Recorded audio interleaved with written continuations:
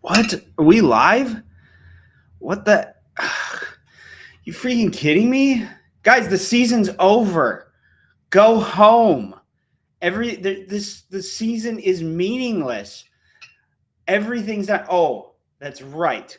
The season's over for me, but not for you guys. But whatever. I mean, if the season's meaningless for me, like there's no reason that you guys even need to keep playing. So, but I guess contractually I'm obligated to perform a pod, so whatever. Eat my farts.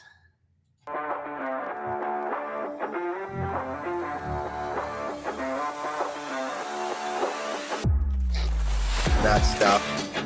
And honestly, some of the new designs. The black and the Saints. So officially given up on Taysom Hill, I'm sorry.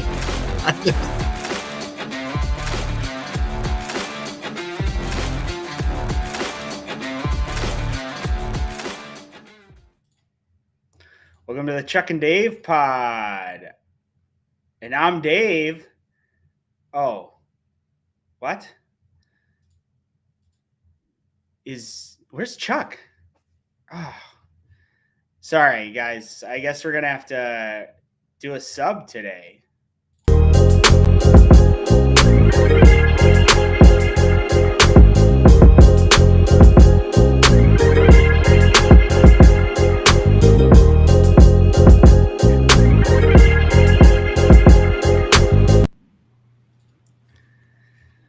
We got a substitute. I'm Chuck. And I'm Dave. Welcome to the Chuck and Dave pod. This is my brother Jordan. If you were to rank your brothers, where would I rank? Somewhere between 2 and 3. You're probably tied for second over me. I'm number 1. So yeah, I consider myself a brother. So no. So Chuck his voice is a little in rough shape this evening. So we had a substitute. So this is the host of the Three Corners Weekly podcast, Jordan Keller.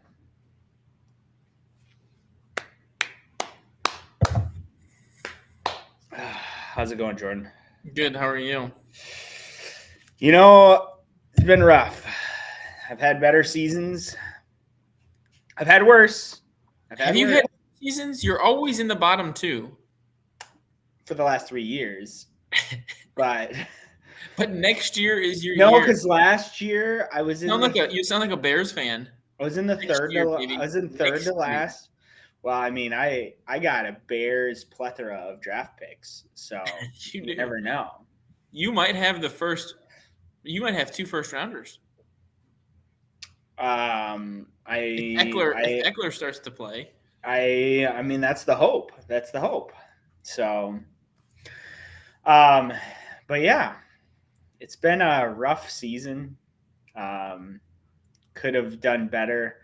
Just doesn't seem like my team wanted to cooperate with me this year. So it's okay. I know. We can't all be great like Chuck.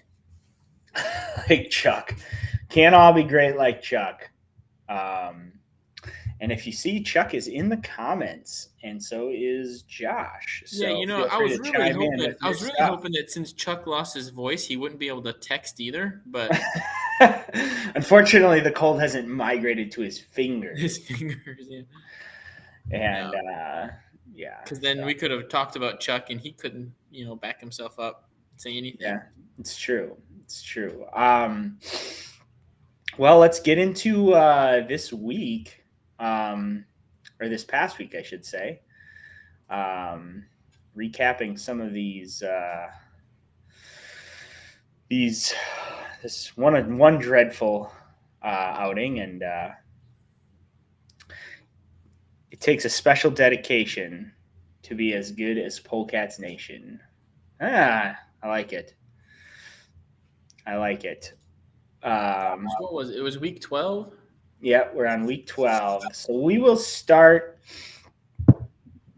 with let's start. What did I say? Polecats. So this is some little flavor text. The Polecats set up a class to teach the White Lightning a lesson.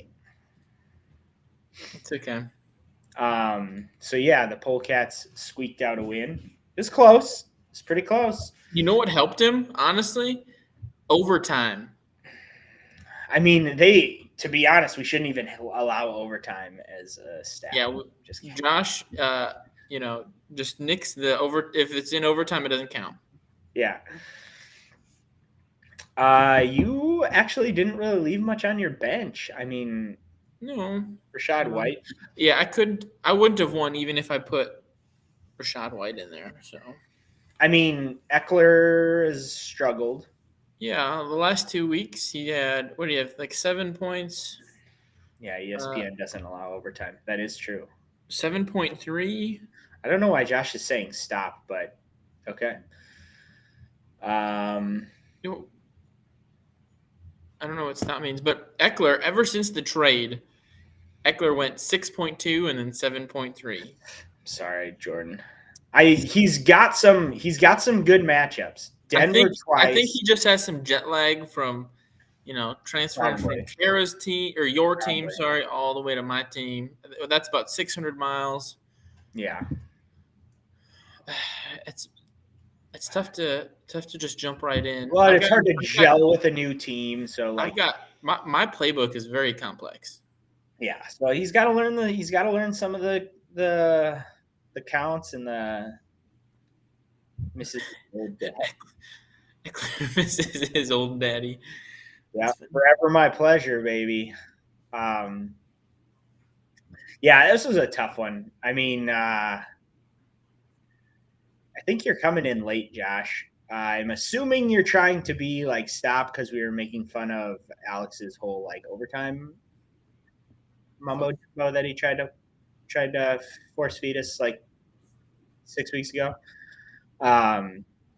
So don't know. Yeah, it was tough. I mean, he had Jalen Hurts kind of went off. Derrick Henry finally did something for him. Tank Dell, who knew? Man, what a beast. I know. And Denver's defense. Although you had Miami's defense, McCaffrey did well and Trevor Lawrence did well, but all of your other guys didn't. His guys kind of were just average and your guys were really below average. So kind of struggled a little bit. Chuck did have some notes for me. So this is the 5th underdog win for the Polecats and the 5th favored loss for the White Lightning. So this year. So I hope I'm not favored next week. Yeah, let's hope. The Polecats did sweep you this year. And when we meet in the playoffs, I'll show them who Eckler's daddy really is. So this keeps the pressure. This keeps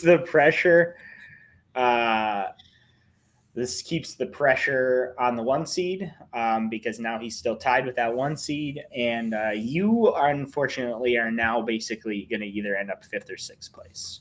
So and it's fine as long as I make it to the playoffs. So you got to make the dance. That's all you need. What's the percentage? Am I 100% in? Yeah, I think everybody who's like so there is mathematically like a 0.01% chance that I would win, but it's almost zero because I would have to like outscore both. Either you or Josh would have to lose out, and I would have to outscore the person who loses out by like 175 points. So, I mean, you're talking about like outscoring you guys by like 80 plus points a game. Like it's just never going to happen. So, I mean, sure, if Josh, yeah, I can make up 75 points on you each week. I mean, there is the small percentage that like, one of you guys dies. and then I'm just like shoved in by technicality. I mean, I don't hope that for that, but you never know. I mean, so Going back to my original question, who would you rather die, me or Josh? not answering that question. Not answering that question. Okay, I have a question on Chuck here. He had that. What was his stat that he brought up where like every week he scored between 116 and 100 did he beat that 26? Finally? He finally beat that then. Alex is the answer. So yeah, Chuck, this finally is the end of although Chuck did when he was playing me last week, I think. Or no, he technically didn't beat in the Doge Destroyers. So last week or 2 weeks ago is when it was when he officially broke the barrier of like 127 or something like that. What is the league policy for owner death? Owners meeting topic. That's probably good. I mean, my dad is getting up there. I'm kidding, Dad. If you watch this, you're gonna live forever. It's in his blood. It's in his blood. It is true.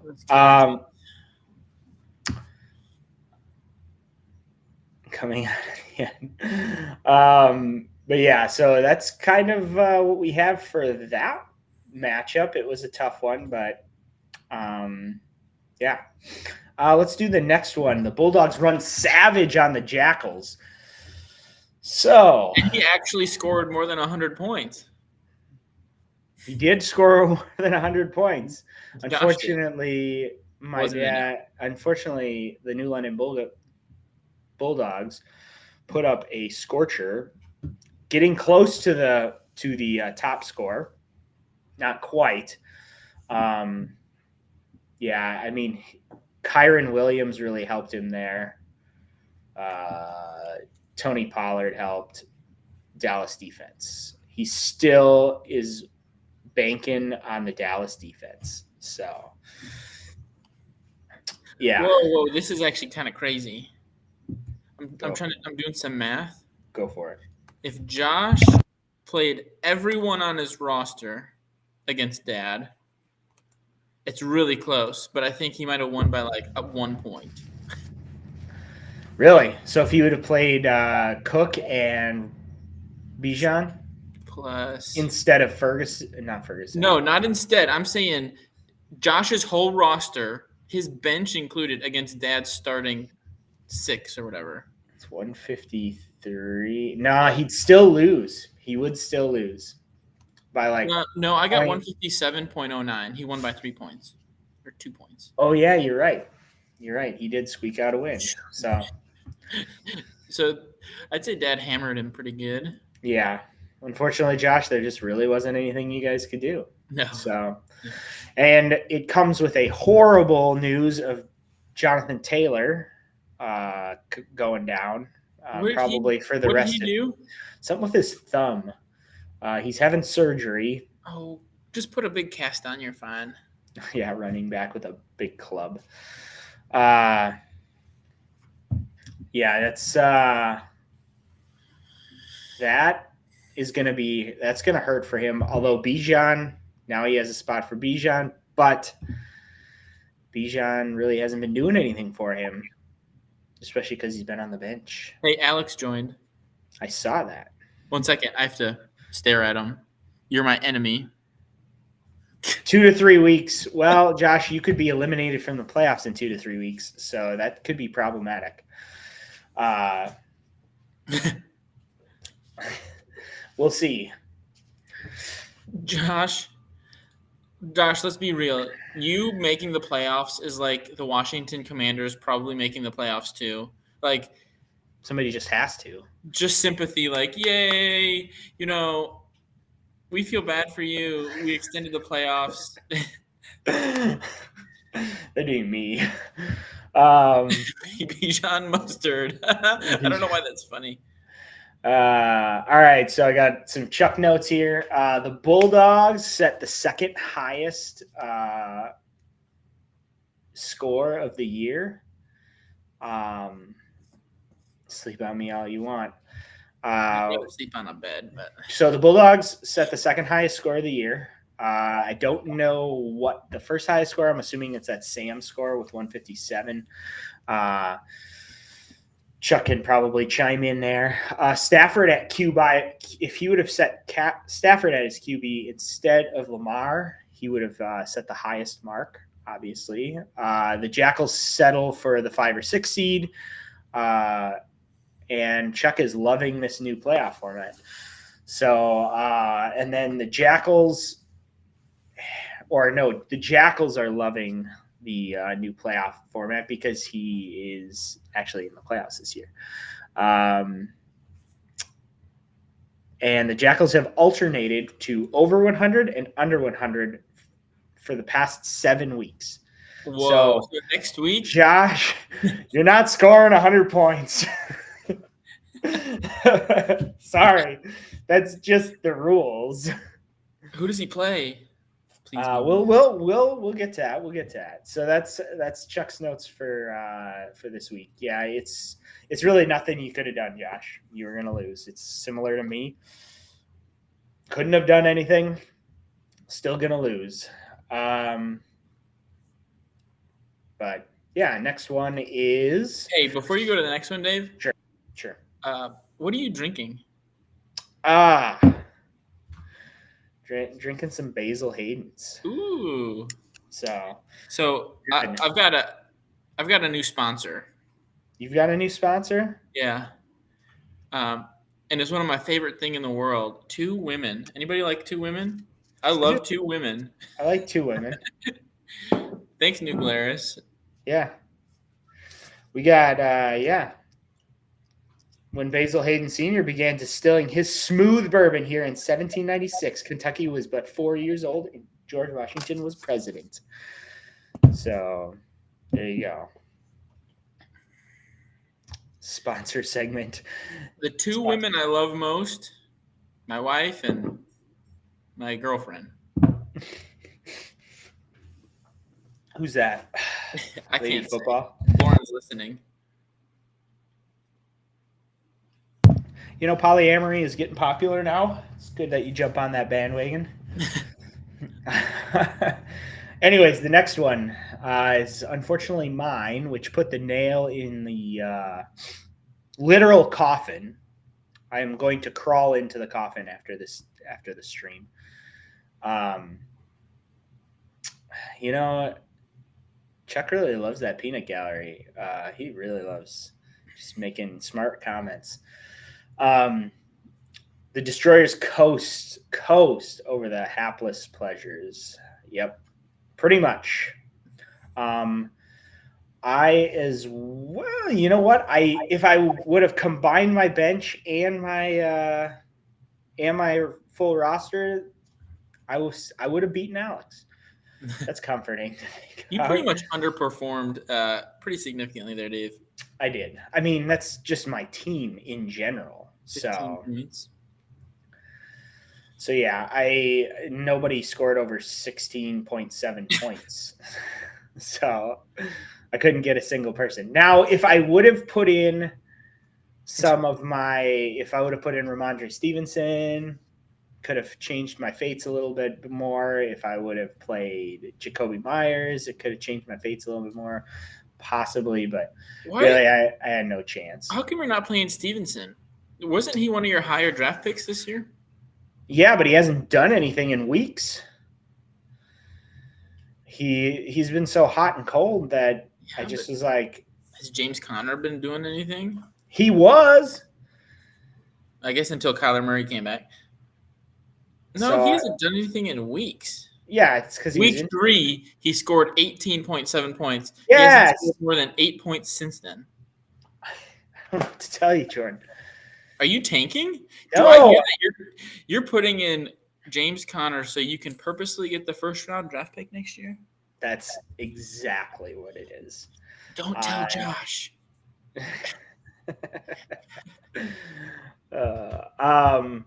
Yeah, there's just really nothing I could do. Doge is going to be tough.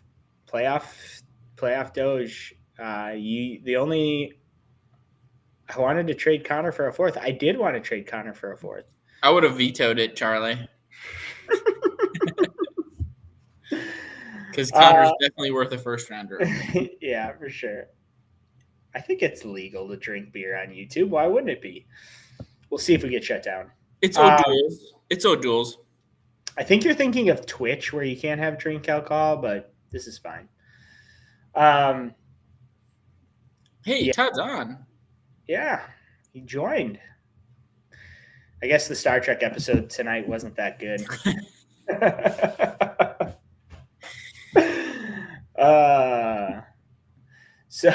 Anyway, yeah, I mean, I hate to say it, but Doge is looking the most consistent team so far. They are going to be a tough defeat. It's going to be a very difficult win to take them out in the playoffs. You kind of hope that first round bye for the playoffs, they get kind of like they rest on their laurels a little bit and struggle. So at this rate, well, we'll talk about that later. I was going to say, how's the playoff picture look? But we'll talk about that later. We'll talk about that in a bit. Anyways, these are Chuck's notes for this one. The McRib set the third lowest score of the year. So that's something. I got 2 of the 3 lowest scores of the season. Not the lowest, though, because that's Josh. He really put up a stinker a couple weeks ago. I had lots of points on my bench, but I still wouldn't have won even if I could have done some switching. The Destroyers sweep me this year and then keep they've been over 120 points for 6 weeks in a row, which is pretty impressive. And the Destroyers currently at the lowest points against average ever. So he's turning into the new Josh, except it looks like Josh 2.0. So lots of points for, but very little points against. But it doesn't really matter because I think dominating all throughout did I clinch a bye? I don't think you did, Alec. Well, I think you know what? I don't think you did. So we will talk about that. The last game for this week was the Nincompoops score big and keep the trend alive. So I don't know what trend we were talking about. Again, I'm reading notes that Chuck wrote. Is it his playoff? Like he's made the playoffs for? I don't think so. Oh yeah. So right now, this is Chuck's notes, since week 4, the Nincompoops have the best record with only 1 loss, and that was to the Destroyers in week 8. Wow. So they are juggernaut. Definitely. Josh Allen was the highest scoring player in the NFL. The trend was winning. Oh, okay. It's good to know. Figured that. 40 points. I found it out. Pretty darn good. It's been a rough week for me, Chuck. Give me a break. I'm bounced out. I've been mathematically eliminated. Nearly. For the third season in a row. It's rough. It's tough being the Chicago Bears of our league. How does that feel? It sucks. It does. It really does. I don't watch my fantasy team during I shut off my notifications because I just am I just hope I get surprised on Sunday night right before I go to bed. I look and I'm I'm winning. I always have this. Kara had a pretty decent game too. She did. She would have beaten me and Josh. Just 2. Yeah. Played us. Unfortunately, her kicker really struggled. I mean, how do you put up -2 points? Not really. She could have played CJ Stroud. Dad brings up a good point there. Hire a new general manager. Yeah, it's true. We had a talk. We had a chat last night. Dave, what is it? So your house stinks. You and your wife just stink. What's going on? Is there too much mildew or mold in the ducks? Yeah, not sure what's going on there. Kara was projected to be pretty high, even with her draft, according to the AI, but just really struggled. Like she has a much better team than me. Yet she just had some really bad luck. Packers are the new Bears. Petrulis. Did you watch Monday Night Football? I'm sorry. They won. We won. 1985. We won barely. Without a touchdown. Playing Josh Dobbs. Yeah, he won without a touchdown. That's pretty gross. Yeah, so I mean, if she would have had a better kicker, CJ Stroud, putting him in the mix probably would have helped, but I still don't see her doing too much. She had a very good bench, but honestly, Alex had a better bench. How do you have -2 points in a game? He missed one PAT. And that's it. They didn't kick any field goals. That was I did see that Riley Patterson was the lowest scoring player in the NFL. Wow. Or at least maybe it's just on any of our teams, but yeah. Let's see what Chuck had to say about this. Nick and Poops. The Ninnies stay in position to snag a bye. So yes, Alex, your bye is not guaranteed because the Ninnies still are in position. Fergals get the highest score since week 7. And the Fergals currently have a record points against average of negative 121.67 per game. Oof. That's pretty tough. I mean, that's a huge mountain to climb. If you're having to score over 121 points every game just to even stay competitive, you're going to be nobody would do well. The current record was the opposite me. of Josh. The current record is me with 121.19, which was last year. So if Kara did you come in dead last year? I did not. I think I came in 5th. I did. I came in 5th place. No, 6th place. Wow. So you overcame that hurdle a little bit. Did a little bit because the trade with Chuck last year was helpful. So, anyways, that's this last week. We can move on. We can move on quickly. Let's move on. So some news this week. There was the giant, what we'll call the Jefferson debacle. Justin Jefferson was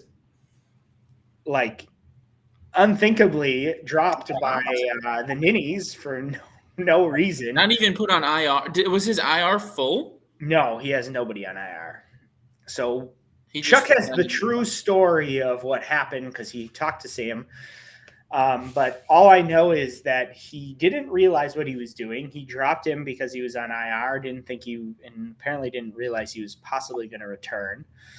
And then what ended up happening was a mad race for picking him up off of waivers. So Jeffgate. Yeah. Can I give my opinion of what happened? Sure. Here's what I think happened. I think at some point, because Dave knew that he had the waiver pick, Dave may or may not have slipped Sam about $500 check or so. Said, hey, if you drop Jefferson, here's a little cash. I'll pick him up, and now I get to keep him for eternity, for his whole career, essentially. For the next 13 years, I can keep Justin Jefferson. Yeah, we'll see. And, Sam was like, yeah, he's not going to help me this year. I'll make a couple bucks. That's what I think happened. That's probably what happened. So, yeah, that lit off an entire firestorm where Alex didn't really understand the way that our keeper system works. But Yeah, I just happened. Honestly, I saw it happen on Wednesday morning. So I quick nabbed him, realized that I only think I had a number 4 spot. I have to look. Oh, were you not? Who was first in line to get him? Free editing career and life.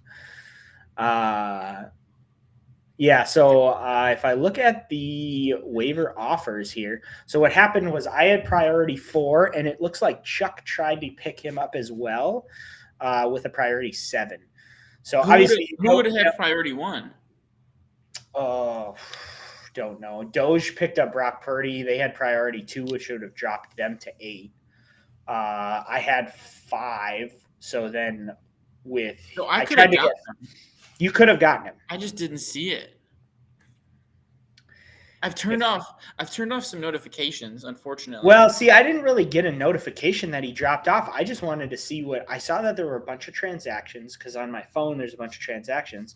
So I came down to the actual desktop version, which is the better version. Yeah. And I scrolled down and I was seeing who everyone was dropping, and I saw him like, oh my gosh, Sam dropped Jefferson. So I'm looking through the waiver wires and seeing that you, Kara, and Josh and Dad all had priority over me. And I was like, if I pick him up, so I wasn't going to say anything. So it's kept it quiet for 2 days while that waiver wire went through. And it looked like Chuck was trying to drop the waivers by dropping and adding people. He was being a distraction. Well, he was trying to drop them lower in the notification. So if you go on to the notifications, you get pushed. Are you saying that there may have actually been some collusion between Chuck and Sam? No, I think because Sam didn't even know what was going on. So Charlie's the one that just said collusion right here. I think maybe Charlie was part of the collusion. Yeah, but then it failed. Anyway, so yeah, that left off a huge. Now, the reason I picked him up was so that I would have a keeper because my team is garbage, and I was actually going to be I don't know if I'm going to even have a keeper this year because my entire team. Who would you kept? If you didn't have him, who would you keep? Let's look at my team and see who would be keepable. Taysom Hill? Butker? No. Harrison Butker, of course. Dave, you got to keep the kicker. Okay, the kicker? Probably not. Garrett Wilson, depending when you drafted him, will have Aaron Rodgers back. I think the commissioner should take away Dave's first-round pick. Which one, Dad? I mean, DJ Moore, I guess I could have kept. But I'd lose a higher round pick. Really, Ramondre Stevenson, I could have lost a first round pick with Ramondre or something like that. Literally, it's just a trash heap of nobodies. So maybe Chris Olave, just because for some reason I like him. I think he's going to do good, and then he never does. Being an impartial judge, she's going to rule in my favor or Jordan's favor. So, yeah, I don't know if she would be impartial, honestly. So, yeah, I picked him up so that I'd have a nice keeper for next year. It will be my 13th round pick because I have no 15th or 14th round pick anymore. Yeah.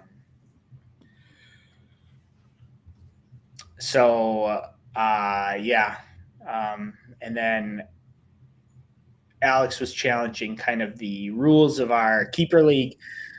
If you want to see the full rules, I put them on Discord on the main chat. It's pretty far up there now, but I can pin it. We will see here, but so I will pin this message. The keeper rules, just so that everybody understands them. You can keep one player on your roster at the end of the year. The cost of having the keeper is losing a draft pick one round prior than the round you drafted him at in the previous season. Subsection A, you may not keep any player you drafted in the first round that year because obviously you don't have a pick above the first round. subsection B, any player picked up on waivers / free agents but not drafted by your team may be kept for a 14th round draft pick. Subsection I, if you do not have a 14th round draft pick, the subsequent draft pick will be used, i.e. if you traded your 14th round pick like I did, you will lose your 13th round. And then any player traded to another team, actually that is So we need to talk about that, don't we? Not official. That's not official. We don't have, and that will be brought up in the owners' meeting. What do you think should happen? Well, I'm not going to get into it too much, but I think that the player should retain their original draft pick from their previous team. So, like you trading Amon-Ra St. Brown or getting Amon-Ra St. Brown traded, Carrot picked him up in the second, so that means you would lose your first round the following year. If you tried to keep him. How long does it just that draft pick stays with him just for that year? Yeah. It would stay with the year. But again, that is an unofficial yeah, because we had talked about this earlier. For example, I traded. What did I trade? Debo. Yep, you traded Debo. So whatever you picked up Debo in, like if you picked him up in the third round. But I traded him for a 15th rounder, kind of. Yeah, so Kara's not getting Kara can't keep him for a 14th. No, she would have to keep him for the original draft pick. To the original. So that would combat that from being a possibility. Mm-hmm. Which is good because Debo that'd be a steal. Yeah. So anyways, let's move. Sounds like the Ferengi rules of acquisition. It is kind of basically is the Ferengi rules of acquisition. All right. So now these are a little bit of Chuck's notes. Again, think of me reading it in a nice jacket and a tie,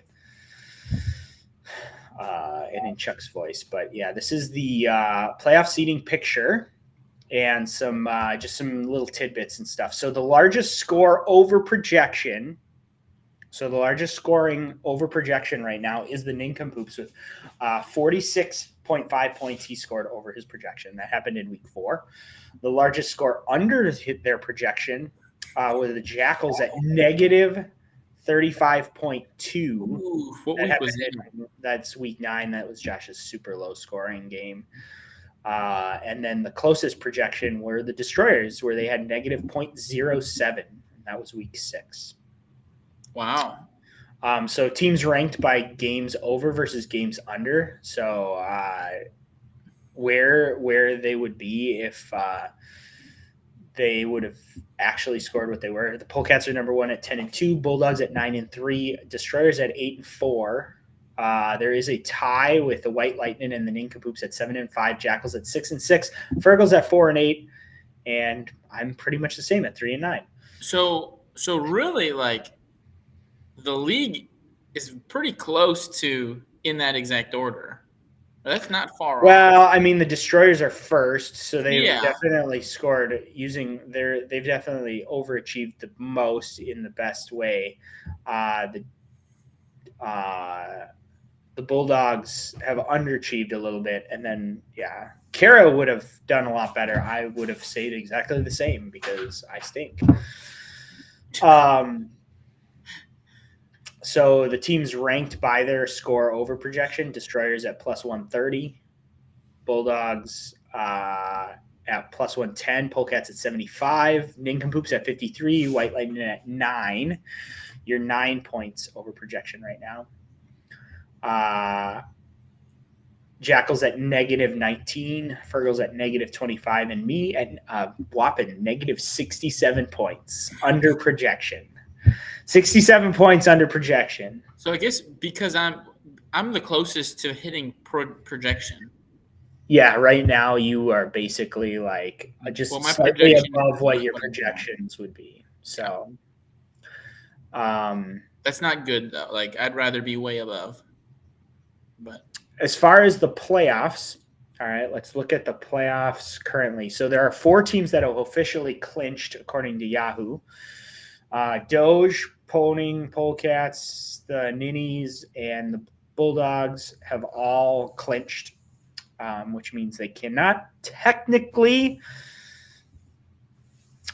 You and Josh have clinched, although there is that super minute chance that I somehow outscore you guys 175 points and win both of my games, and you guys underscore 175 points and lose both of your games. There is that possibility. Do you want me to pull my players? Yeah, you should. Absolutely. Just take one for the team, Jordan. All that trading, just, so as far as seeding though goes, right now Doge and Poning are tied for the first seed. The Doge Destroyers have a slight lead by about 45 points, it looks like. About 45 points overall on the Poning Polecats, so that can easily be made up. The Ninnies, all it really would take is for them to win both and the Doge or Poning to lose both, and they would get jumped into a 1 or 2 seed. So it's not very likely, but no. I mean, he would also have to outscore. He could outscore them if they lose next week, or if one of them loses next week and he wins. There's a tie, yeah. So is the first tiebreaker the points for? It is. Okay. As far as seeding goes, it's points for. So, you and Josh are pretty much to a point of where you guys are fighting for 5th and 6th. The Bulldogs possibly could make a 1st or 2nd seed with winning out and then one of those 2 losing out. He's not points-wise not that far behind. And he's not that far behind. He's only, 70 or so points. So if he outscores them 35 points a week and wins both of his games, and then one of those guys lose both of the games, he's looking at a bye. So the top 4 teams still kind of up in the air. We'll know more. We'll definitely have a closer view next week. I think Doge and Poning could lock up a 1st round bye as long as they win and the Ninnies lose.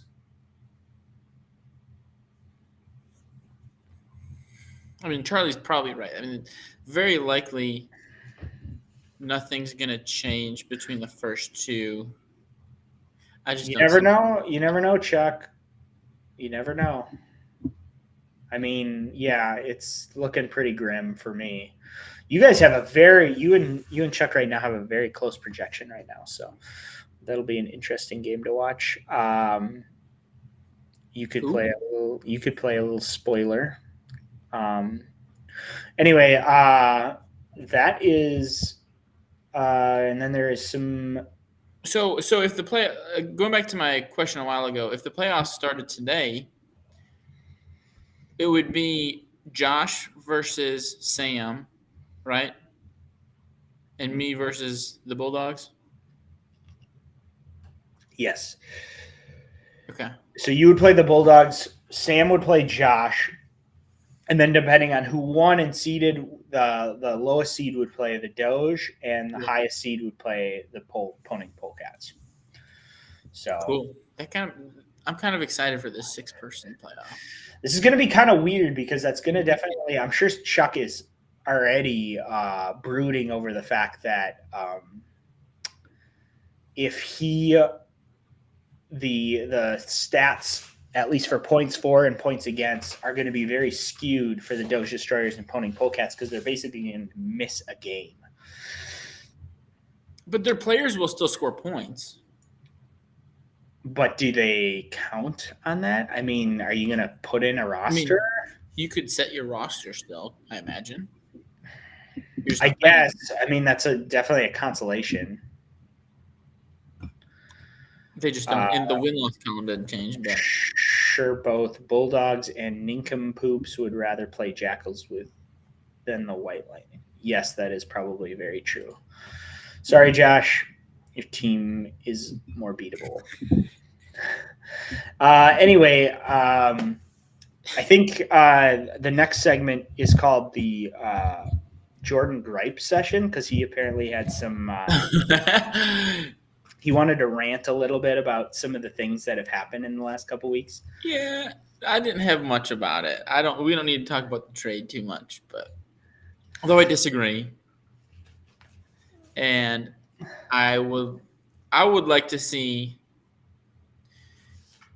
And we've talked about this in another league I'm in about the veto being cut because in our other league we dealt with. And I'm not saying that people in this league did the same thing, but it was spiteful vetoing just because like a team is getting better and you don't want them to, even though it's a decently fair trade, or you're mad at somebody, you don't like somebody, you're just spitefully vetoing. That doesn't make any sense. I think a veto can only and should only be used if it's blatantly taking advantage of or somebody is like tanking and purposefully just trying to give you a player for cheap to help you beat somebody else or a scenario like that, which this was not the case at all. There was no, we need Carey, you should give me this player because, we need to take down Chuck in the playoffs and I just need to be or anything like that. This was just a discussion and a trade.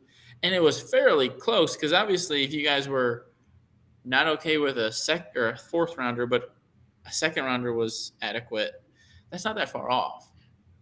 Tanking is fully recognized, yes. But further than that, one of my rants is I don't know how on earth and when I became a villain in this league where I have not nearly dominated. I won, 2 or 3 years ago once, and maybe one other time in like 1985.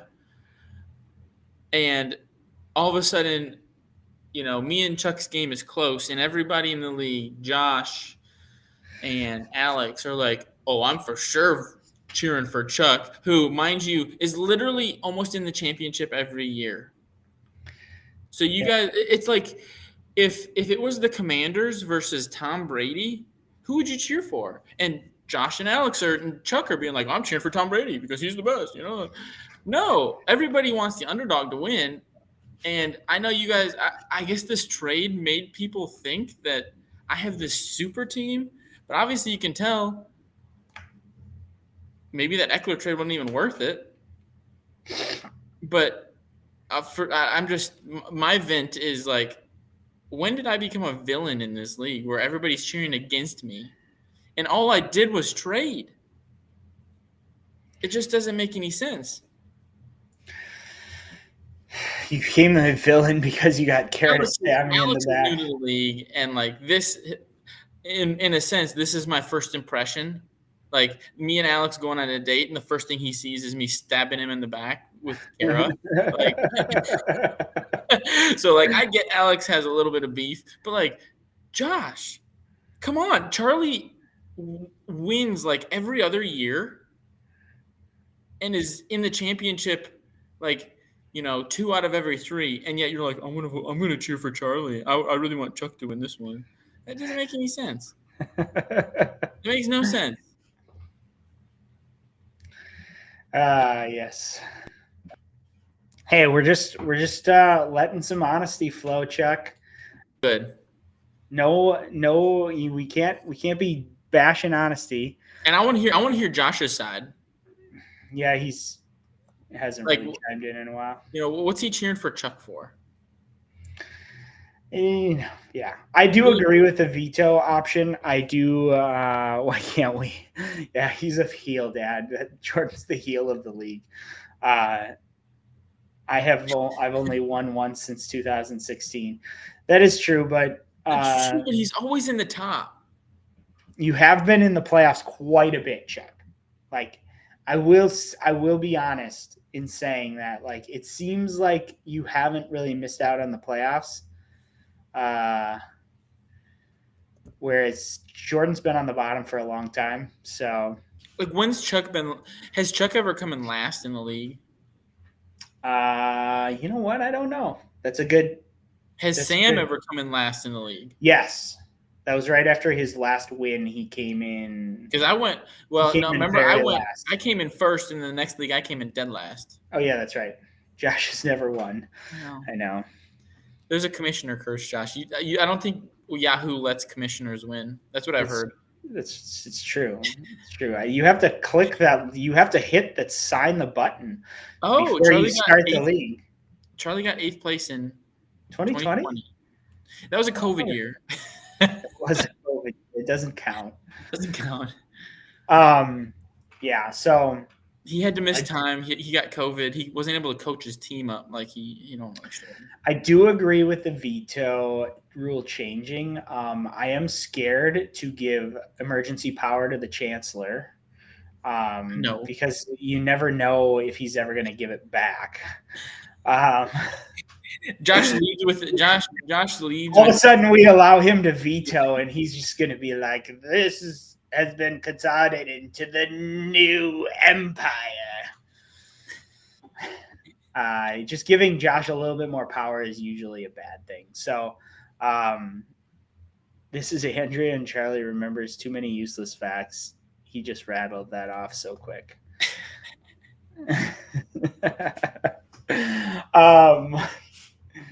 I believe you guys have been doing this for 10 years. I mean, Alex, I've been doing it since, Jordan, Josh, and I have been doing it since like 2003 or 2004. So, I mean, it's been almost 20 years. Which is crazy because I was probably doing fantasy football well before I even really understood. Ooh, the Chuck and Dave pod wield the veto power. I like that. Although there's only 2 of us. Okay, so, but let's be completely honest, though. Dave, you and I talked about this a little bit earlier on the phone. Maybe we should just up where it has to be like a super majority or majority, not just 3 votes, but it would have to be 5. 5. Because if 5 people are vetoing, then it's probably likely completely unfair. Yeah. Well, then the thing is with 5, then at least it's like there's one basically the 2 people that are trading aren't going to veto. And then I'm vetoing that idea. Obvious collusion should be vetoed though. Because like if but I mean like what's collusion? That's as obvious happening collusion. Though. It's happening usually between 2 people. And then majority would. And majority would, yeah, you could get 6 votes to veto it, and you'd be good. Yeah. In the discussions. Well, I mean, you basically got 5 people to veto that other vote, that other trade. So my trade, well, your trade, basically, we had 4 at least. That was bogus. There are 4 people against it. I'm sure. No, there weren't. Well, there are 4 people that would have voted against it. Alex, Chuck, Sam, and Josh would have all voted. No. Sam doesn't even know who Amon-Ra St. Brown is. He would not have cared. I know, but 6 votes would work. That means so basically the rest of the league has to vote outside the trading partners. So either way, brought up at the owners' meeting. We'll see. Only Josh, vetoed. Well, only 3 vetoed. Yes, because as soon as the 3rd veto hits, it just vetoes, so that it doesn't give a 4th. So Sam cares so much. He cares so much, Chuck, that he dropped Justin Jefferson, not realizing what he did. He tried to. I looked back at some old chats, digging through some stuff, and there was a point where Sam was going to keep a kicker. We had almost convinced Sam to keep a kicker.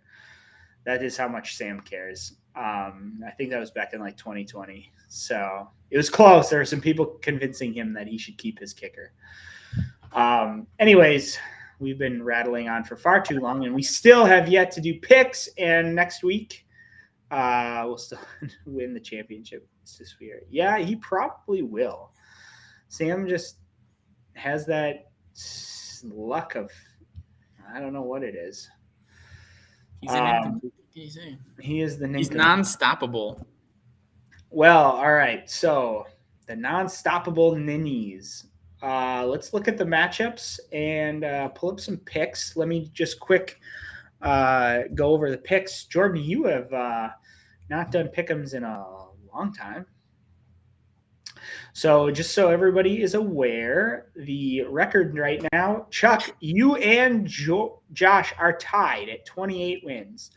Coming in at a fairly far behind third now is Alex because he forgot last week. So at 21, Kara and I are at 19. Todd is at 7. Jordan, you're at 5. Not last. You're not in last because Sam is at 0. I think pick'ems were my idea. I think so. But I think I said we should do this, and then I did it week 1, I think, maybe week 2. Yeah. Are there playoff picks? I will add playoff picks. I just haven't gotten around to it. We'll just keep adding to it. So please put in your picks for this week. Obviously, before Thursday at like 7:30, I usually do the cutoff. So right now, Alex, if you were in the mix, but because of this last week, it has gotten to a point where, like right now, at least for the regular season, you will have to basically pick perfectly and hope that Chuck or Josh picks horribly. And since the projections are starting to become more solidified, and then Kara and I are pretty much out unless we hit perfect coming up here. So let's first look at, and I do have Chuck's notes and his picks, so we'll read that off along with it. Let's start with, because I have it up, the Chuck and Dave pod matchup. This happens twice a year, and it's a fun time. It's already over. It's basically over. Charlie's already won. This is the podcast. Charlie could probably sit everybody, and somehow he'd still win. So a few notes. I have not beaten Chuck since week 10 of 2020. So over 3 years, I have lost. And he came in last place in 2020. Yeah. Yep. Week 6, the Polecats scrubbed me pretty hard to 128 to 85. There are some notable buys. I have Jefferson and Jacoby Myers. Polecats have no one consequential on buy. Nice. So the only good thing that I have is Jalen Hurts is playing San Francisco, so maybe his he's not going to be scoring 38 points this week. Travis Kelce is against Green Bay, so we know he's getting like 70. But yeah, so might want to put Dalton Kincaid in there. He'll probably score more. Chuck putting him in on bye. Right. Travis Kelce's probably going to get like -2. Anyway, put in Jaden Reed, Chuck. Yeah, I'd consider it over Puka. Cleveland's defense is really good. So, what are you thinking about this? About this game? Yeah, I already told you this one's over. I do believe, though, Dave. I believe you'll score more than 90 points. Man, I'm glad you have belief. I bet you'll break 100. But I could see Chuck. His projections are honestly kind of low. Alvin Kamara can score very easily over 13 points. He catches the ball so much. I don't know. Chuck's gonna beat you. That's my projection. And probably pretty handily, but I think you'll score over 100. You'll beat your projection. You'll take that -65 against your projection and make it like -55 or so. The 10 points on my projections, we'll see. Yeah, I put Taysom Hill in there as a wild card. I'm just hoping he has a monster game against Detroit. Has he done well at all? No. He had this rising kind of. He had 3 games in a row where he went 14, 23, 20. Yep. he was being utilized quite a bit, and then they hit the bye, and they really didn't utilize him against Atlanta. I'm hoping he gets utilized a little bit more against Detroit. Honestly, I'm at the end of my rope here, so I got to start doing things. So Dalton Schultz is the safe bet of like, yeah, do you want to get 5 points? Sure. Well, Taysom Hill could get me 30, or he could get me -2. And anywhere in between. But Dalton Schultz really is going to get me like 4 points. But Dave, when you're looking at your team, though, you don't really have any other option. No, I don't. Your whole bench is scoring 0 points except for 2 players. Yeah. So you're kind of stuck. Yeah, I am. And for that reason, I'm out. You're out. All right. Yeah. Next game is, let's do the Durban Giraffes. Well, I should say the Fighting Fergles versus the Tharsis Jackals. Kara hasn't updated her team yet. She's just one player out there. Most likely, I'm assuming she'll probably move Philadelphia in against San Francisco. This is the NFC North, or the NFC Championship grudge match. So that'll be a big deal. So she's got to sit Diggs. And yeah. That'll put her projection. Oh, Chuck. Everyone knows you picked yourself. Sorry. Yes, Alex. That was Chuck's pick. Polecats. Chuck is going to pick the Polecats. So this one, I'll give Chuck's notes. Against the Jackals.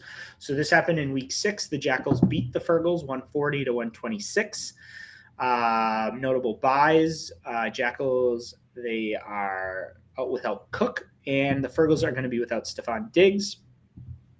Chuck says this feels winnable by the Fergles, but will they try to lose? If all out, I pick them, but I don't know. Chuck's picked Jackals, but wouldn't be surprised if Fergles claim a 3rd win. I will tell you right now, she wants to lose. Yeah, but she's being stopped caring about it. She's a good sport though about it. She's not pulling players.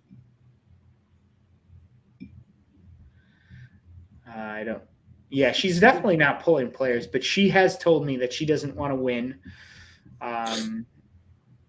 Josh says I stopped caring about my game. Josh, would you care if you you know the answer to that question? Had come Josh would care. Josh would try mathematically 100%. eliminated. I just know this is going to be my mantra for the rest of the year. Whenever anybody tries to question me, eat my farts. Dave, with Josh's positive attitude, he could be 0-12 or whatever, and he would still think he has a chance to win the championship, even when he's mathematically out. I am not my wife's keeper, Josh. Well, technically, there is a little bit of that, but I can't make her do anything. So I will mention her to replace Diggs. But hey, Josh, you should slide Dallas Goedert in there. I think so. Instead of Pete. He is supposed to start. It's Pete. It looks like a chain is supposed to start too. Josh will only score 75 this week. That is true. He is going to score under 100, Jordan, remember. He's projected. He scored over 100 last week, so he must score under 100 this week. So we'll see. For that reason, my pick is, I think if she swaps out Diggs and puts in one of her Christian Kirk, she's projected only two points less than Josh. I think she might pull off a little upset and add a little W to her win column. So you're picking Kara. I'm going to pick Kara. Well, I am picking Kara because I pretty much just am going to have to pick opposite of Chuck or Josh. So I kind of just gotta, and I just can't pick Josh. That's just kind of the rules. I am not allowed to pick Josh in fantasy pick'ems. So the next game on the match is the White Lightning versus the Destroyers. This could be the future championship right here, guys. Right here. Have I picked you yet? I actually did pick you, Josh. You failed me though. I picked you back in week 10 and you lost. Oh no, maybe I didn't. I don't know. I picked you one time because I did say it that I was going to, but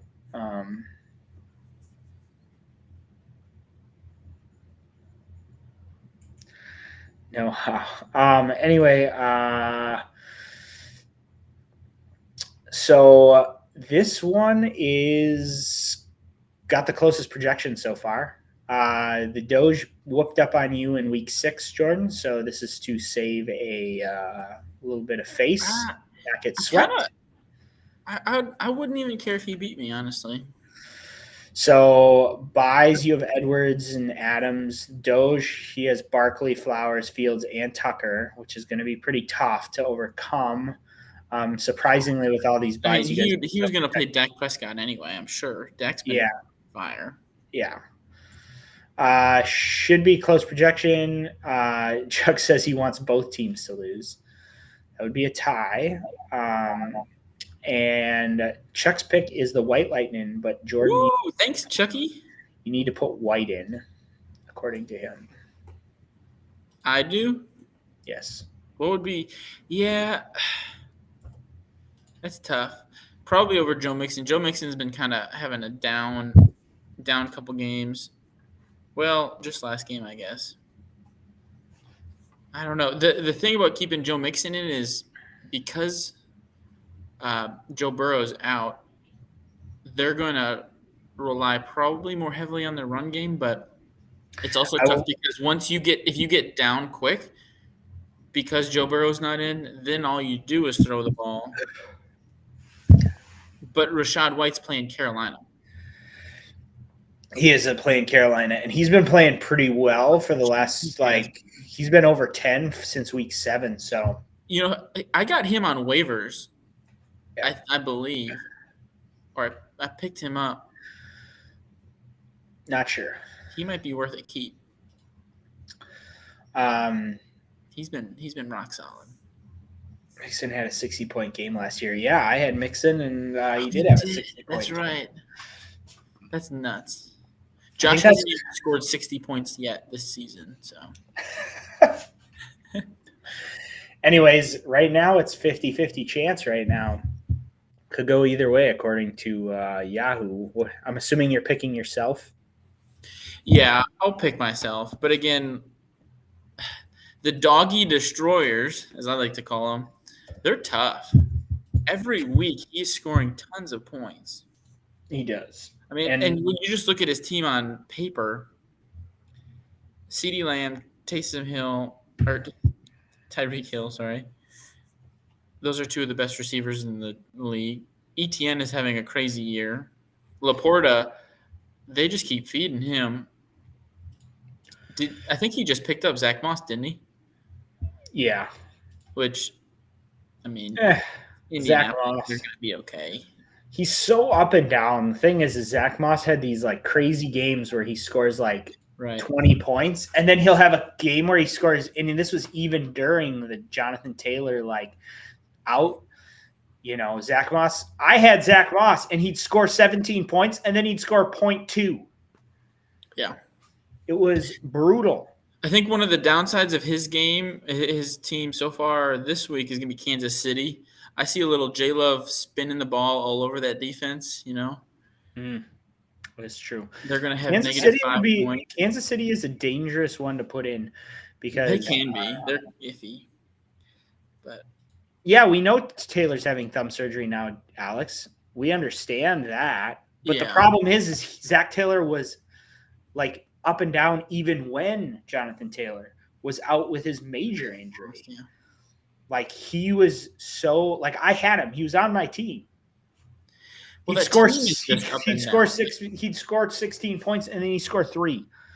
Yeah, and so it's I can't even I'd never know if this was going to be the good week to have him in. It was so.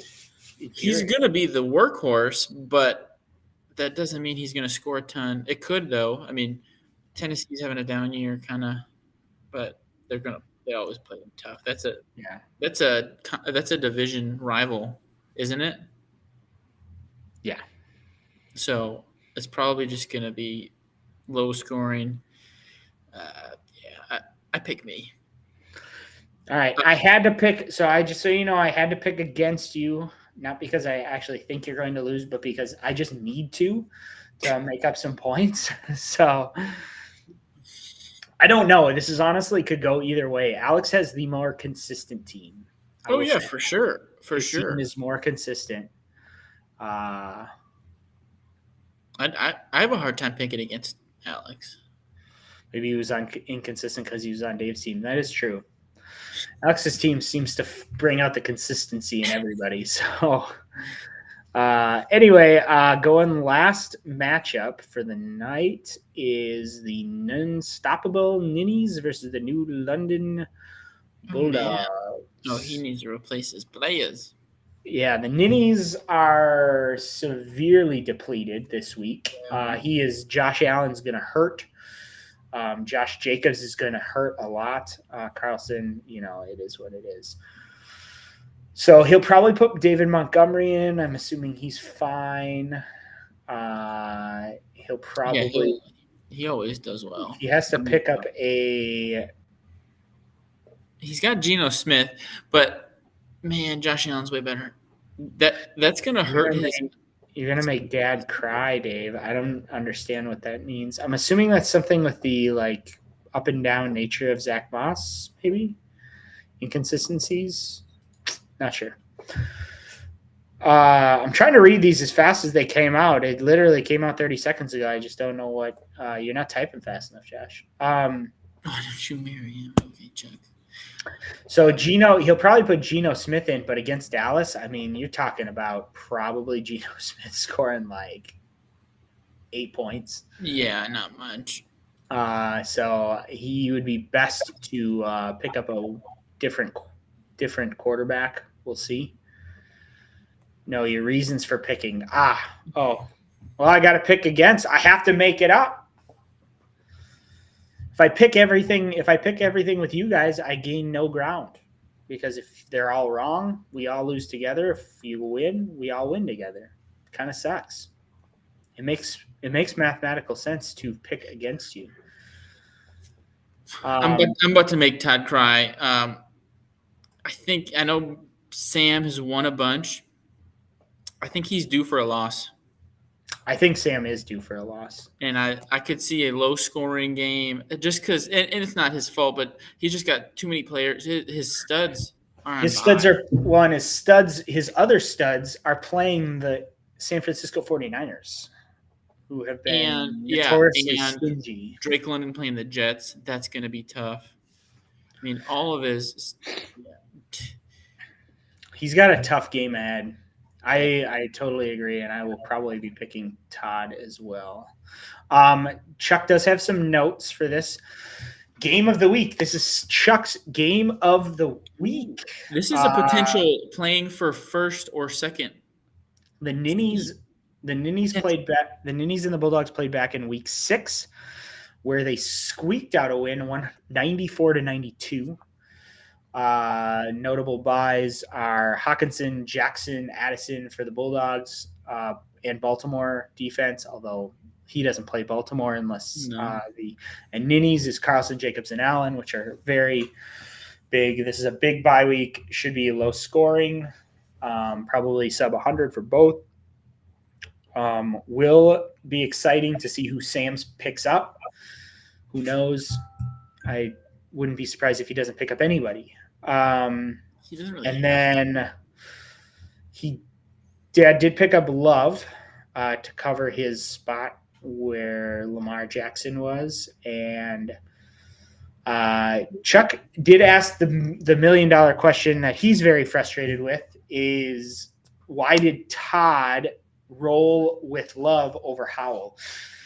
And I still don't understand Chuck's love affair with Sam Howell, because he is okay. He's decent. He leads the league in yards. Yeah. I mean, it's a big deal. He's got some good points out there, but he also is playing somebody that I think they're playing. Sam Howell is playing a pretty tough team. I mean, it's partially Packer fans because you think that Jordan Love has kind of been on an upward trajectory. So Yeah. There's a little. I find myself picking in hope. Yeah. As a Packer fan, Sam Howell can do well. Sam Howell has been okay. He had his biggest one. His big points were like 3 or 4 weeks ago, though, Chuck. He's 5th and 6th in total points. So what? He also has some of the hardest schedules coming up.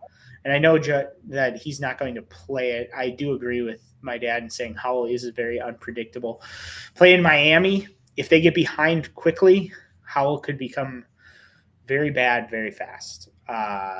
So do you think, he scores 300 yards, but he only gives 1 touchdown. And I think what my dad is saying is Love has kind of been on this upward trajectory where he's been scoring more and more points every week, kind of like hitting this upward spike. I don't quite understand.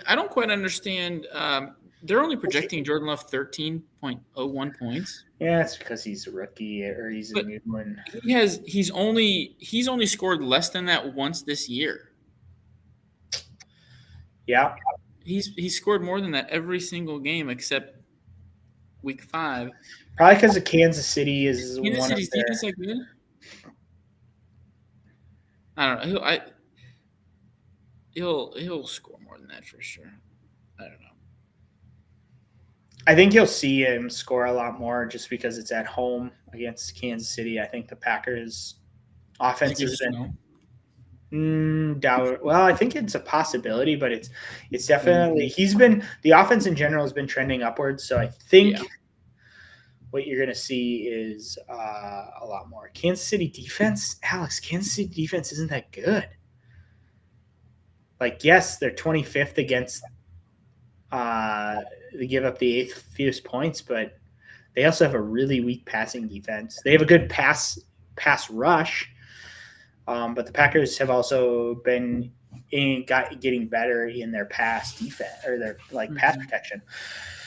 So it's a toss up, really. You flip a coin, Chuck. That's the whole point. It's you got Howell, who's inconsistent, and Love, who's kind of trending upwards, but against a tougher opponent. Flip a coin. Who knows? You're thinking of Kirk Cousins, Alex. He's only played like one primetime game, maybe. Yeah, and last week was a pretty primetime game, and he dominated. Technically, the Chicago game in week 1 was primetime, and we dominated. I forget who won that game. Yeah, last week was, even though it was a noonish game, it was primetime. So, yeah, it's been... Yeah, because it was Thanksgiving. That was a big deal. He scored 27 points in primetime. So, I mean, I think there is, and that's against a very good defense, a proven defense. Says Howell. Well, either way, Chuck did say he's going to go with the Ninnies because they find a way and have a weak Bulldogs. I don't see where Chuck sees that they're weak. I guess I know Lamar Jackson's not there, but.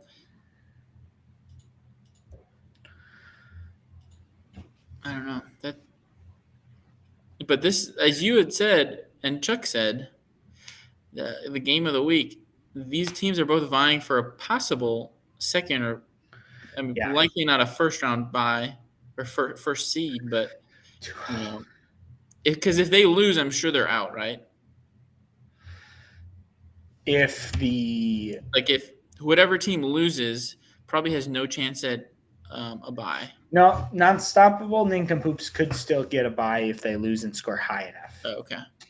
Bulldogs, if they lose, they will officially be out of the bye race. So this is a must-win if Dad wants to continue to possibly. But if both Chuck and Alex win, then it's over. Yeah. So, anyways, that's fantasy football week 12 and week 13. Anybody have any last thoughts? Do you have any last thoughts, Jordan?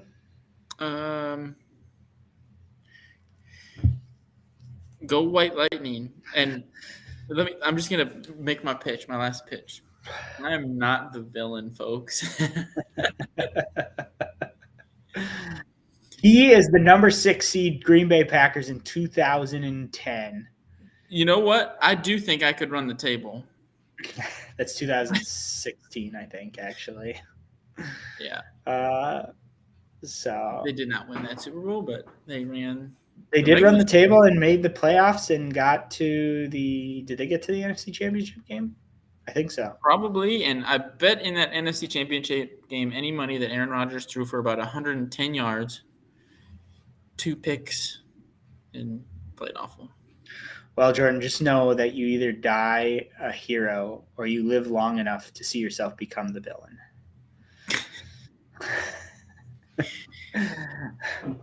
Classic Batman.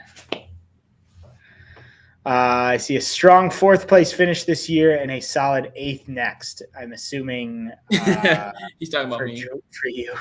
Yeah. I don't know.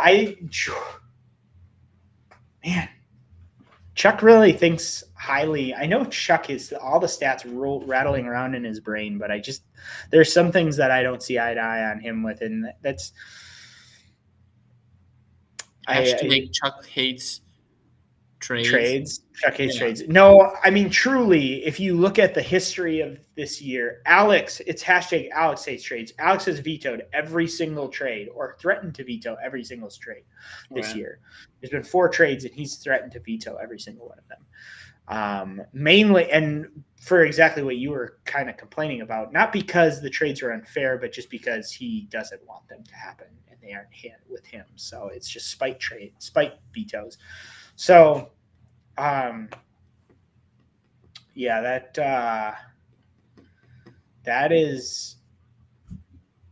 all I got. You got anything else? Nope. Well, it's been fun, guys. I like to see the interaction, having 4 viewers for the most part. Yeah, a lot of chat today. It's nice. Well, Chuck's in there, so he's the Chuck. He's the other half of the Chuck and Dave pod is sounded off in the chats. Nice to see Dad in there again. But yeah, we will see you guys on the other side. I hope Chuck starts to feel better. Yeah, he will. We missed the stats. I can't read them like Chuck does. No. So. And all right, there's no suit coat. No suit. I'm doing the Belichick, so although I got to cut off the sleeves. Yeah. Well, thanks, Jordan. Thanks for joining. Thanks for having me. So I didn't just talk to myself, although it would have been a lot shorter, but that's okay. We'll see you guys on the other side. Like and subscribe. Please do.